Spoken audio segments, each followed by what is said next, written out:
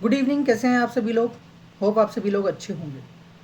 आज मैं आपके लिए टॉपिक लेके आया हूँ। आज का टॉपिक मैं इंटरेस्टिंग टॉपिक नहीं कहूँगा आप सभी के लिए, क्योंकि आज ये इंटरेस्टिंग टॉपिक नहीं है। आज ये टॉपिक है समझने का। आज ये टॉपिक है चीज़ों को ठीक से जानने का और बेहतर तरीके से रिएक्ट करने का। आज का टॉपिक है तविषा शर्मा से लेकर, जो कि भोपाल से हैं। तो पहले मैं आपको एक टविका शर्मा के बारे में एक ब्रीफ इंट्रोडक्शन दे देता हूँ कि टविका शर्मा कौन थे। तो टविका शर्मा एक 33 ईयर्स की एक लड़की थी,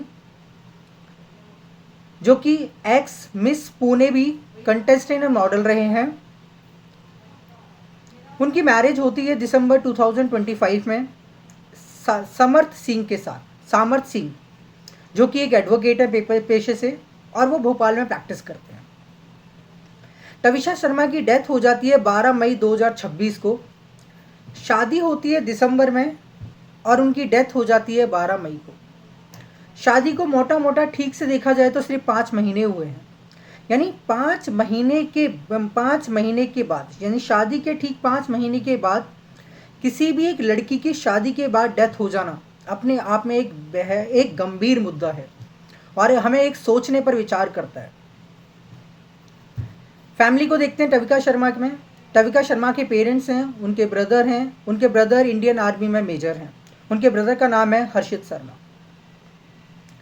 जिनसे उनकी शादी होती है सामर्थ सिंह से, जो कि एक भोपाल में प्रैक्टिशनर एडवोकेट हैं। उनकी मदर एक रिटायर्ड जज हैं। प्लीज़ इस बात को थोड़ा सा ध्यान से सुनना कि उनकी मदर एक रिटायर्ड जज हैं। उनके पेरेंट्स हैं फैमिली में।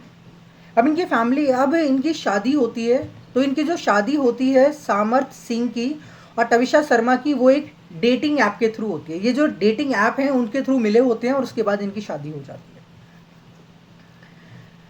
अब इनकी डेथ किस वजह से, शादी के बाद डेथ होना लाजमी है कि कोई ना कोई वजह रही होगी।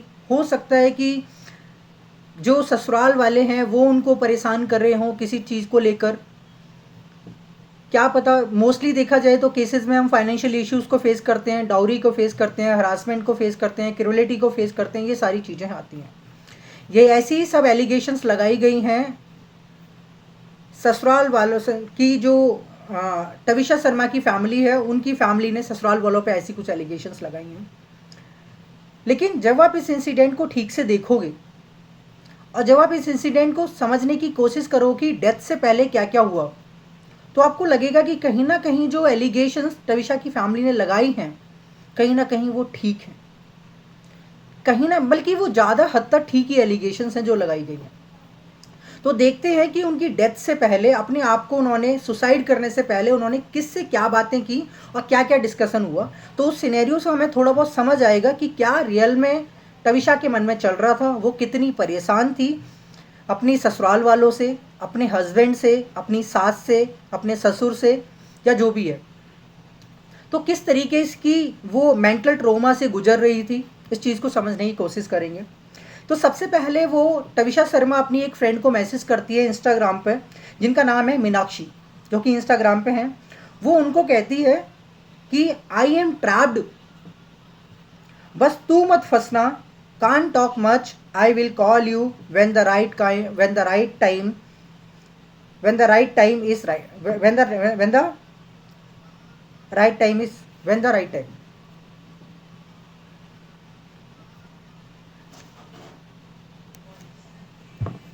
तो मीनाक्षी से इंस्टाग्राम पे बात करती हैं और मैसेज में उनको लिखती हैं आई एम ट्रैप्ड, बस तू मत फंसना, can't talk much, I will call you when the time is right. यानी कि मैं फंस चुकी हूँ, तू मत फंसना, मैं तुमसे अभी बात नहीं कर सकती ज़्यादा, जब भी समय आएगा सही मैं तुमसे बात करूँगी। वो समय फिर नहीं आया। टविषा का कॉल वापस उसकी फ्रेंड मीनाक्षी को नहीं आया। मीनाक्षी रिप्लाई में कहती है I am worried about you, मुझे तुम्हारी चिंता है, मैं तुम्हारे लिए फिक्र कर रही हूँ। टुक टुक, यानी मीनाक्षी अपनी फ्रेंड टविषा को प्यार से टुक टुक बोलती थी। वो कहती है I love you so much, I am with you. Twisha का द्वारा फ़ोन नहीं गया। द्वारा फ़ोन मीनाक्षी को नहीं आया। वो उससे और क्या बात करना चाहती थी, क्या और एक्सप्लेनेशन देना चाहती थी, क्या और बताना चाहती थी। आखिर तविषा ने मीनाक्षी को ये क्यों बोला कि मैं फंस चुकी हूँ, तू मत फंसना, बाकी सही समय आने पर मैं तुम्हें बताऊंगी। उसी दिन रात को 10:05 पर तविषा अपनी मम्मी को कॉल करती है, अपनी फैमिली में कॉल करती है। उसकी फैमिली से कुछ बातें हुई हैं, वो मैं आपको बताता हूँ। कुछ हरासमेंट की बातें वो डिस्कस करती है कि जिस तरीके से उसको हरास किया जाता है, टॉर्चर किया जाता है, mentally, physically, demand of dowry, ये सब बातें उनकी चल रही होती हैं। तविषा अपनी फैमिली को बता रही होती है कि जो जो वो फेस कर रही होती है। अचानक से उसका हस्बैंड उसके रूम में आ जाता है और कॉल डिस्कनेक्ट हो जाता है। सोचिए कि ऐसी क्या बातें तविषा अपनी मदर को, अपनी फैमिली को बता रही थी जो वो हस्बैंड के सामने नहीं कर सकती थी। ऐसी कौन सी बातें हो सकती हैं? जरूर कुछ ऐसी बातें रही होंगी जिन बातों को सुनकर हस्बैंड को बुरा लगता हो कि ये ऐसी बातें क्यों कर रही हैं। इसका मतलब वो हस्बैंड की फैमिली के अगेंस्ट में बातें रही होंगी, उसकी सास के अगेंस्ट में बातें रही होंगी, उनकी कुछ फैमिली के अगेंस्ट में कुछ बातें रही होंगी। जो तविषा फेस कर रही थी रियल में, उससे रिलेटेड कुछ बातें रही होंगी। जो वो मेंटल ट्रॉमा से गुजर रही होगी, जो वो अपने आप फिजिकल एब्यूज सह रही होगी, डेली मरती होगी वो, इन सब बातों से ये बातें वो अपने पेरेंट्स के साथ लास्ट टाइम में शेयर कर रही थी। उसकी मदर उसके बाद अचानक से ये फ़ोन डिसकंटिन्यू हो जाने के बाद उसकी मदर उनको दोबारा से कॉल करती है, रिपीटेडली कॉल करती है।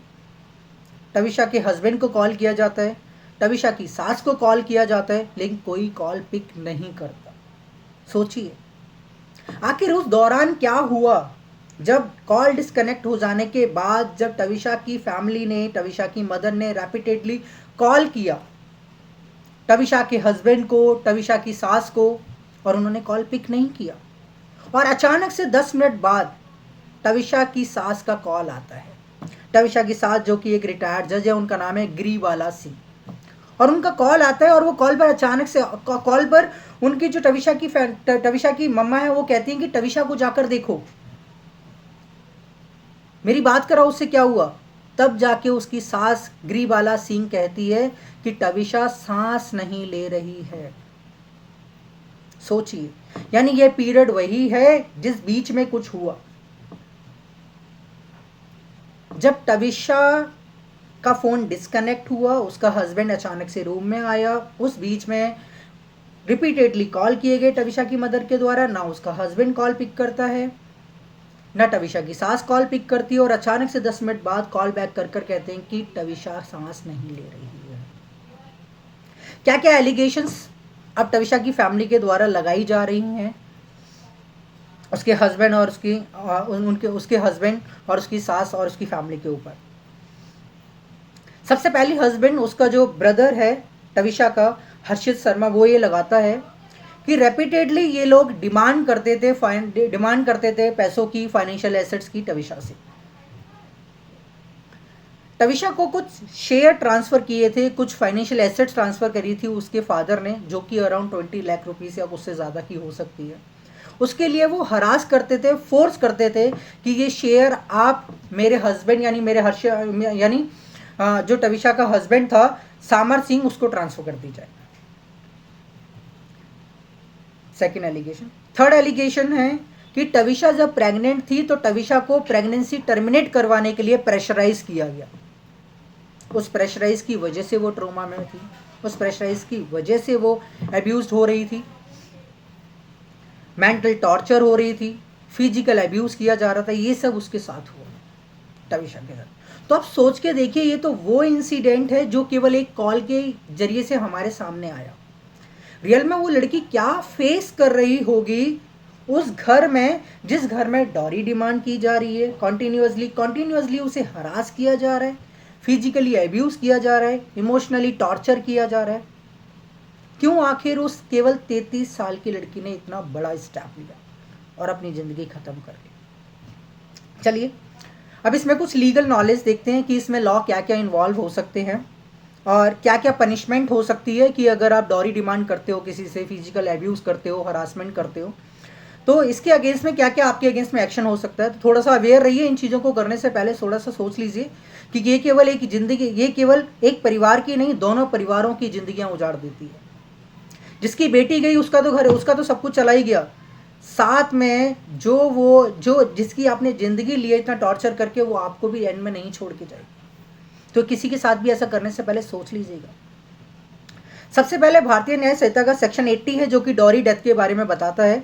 इसके अंदर 7 ईयर्स, इसके अंदर अगर शादी के 7 साल के अंदर अंदर अगर किसी भी वुमेन की डेथ हो जाती है, तो अगर डॉरी की कुछ एलिगेशंस की वजह से या क्रूरलिटी की वजह से या फिर हरासमेंट की वजह से, तो उसके लिए मिनिमम पनिशमेंट 7 साल है और मैक्सिमम पनिशमेंट लाइफ इम्प्रिजनमेंट हो सकती है। सेक्शन 85 क्रूरलिटी बाय हस्बैंड और रिलेटिव्स, भारतीय न्याय संहिता का। अगर आप किसी भी वुमेन को, मैरिड वुमेन को मेंटली टॉर्चर करते हो, फिजिकल असॉल्ट करते हो, हरास करते हो फॉर डाउरी के लिए, इमोशनल एब्यूज़ करते हो, थ्रेट करते हो पनिशमेंट के लिए, इसके लिए पनिशमेंट अप टू 3 ईयर्स है और फाइन भी हो सकता है।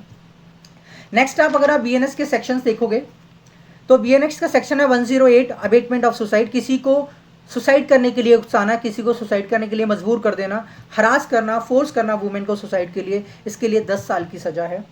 सेक्शन 115, 116, 117 वॉलेंट्री कॉजिंग हर्ट और ग्रीवियस हर्ट।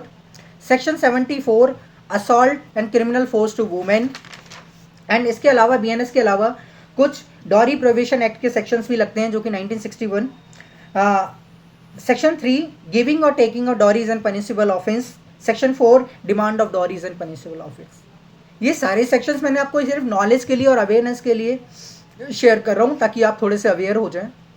देखो एक चीज़ समझने वाली बात है, ये जो न्यू जनरेशन है, जो यूथ है, ये इन चीज़ों में बिलीव नहीं करता। ये खुद इंडिपेंडेंट यूथ है, ये खुद इतनी सक्षम रखता है कि खुद कमा कर अपनी लाइफ को, ज़िंदगी को बहुत अच्छे से जी सकता है। तो जब किसी की लड़की आपके घर में कोई शादी करने के बाद आती है तो थोड़ा सा आपको सोचना चाहिए। आप किसी को इस तरीके से परेशान नहीं कर सकते, आपका कोई राइट नहीं बनता किसी की ज़िंदगी को इस तरीके से परेशान करके लेने का। तो मेरी आपसे रिक्वेस्ट है, किसी की भी बेटी को, बहू को, बहन को आप परेशान मत करो। आप कम से कम खुशी नहीं दे सकते 2 वक्त की, उसे तो कम से कम परेशान मत करो। मेरी बस आपसे यही एक रिक्वेस्ट है। थैंक यू वीडियो देखने के लिए। अवेयर रहिए, नॉलेज रहिए, सावधान रहिए। मेरी रिक्वेस्ट है ऐसी गतिविधियां ना कीजिए। धन्यवाद।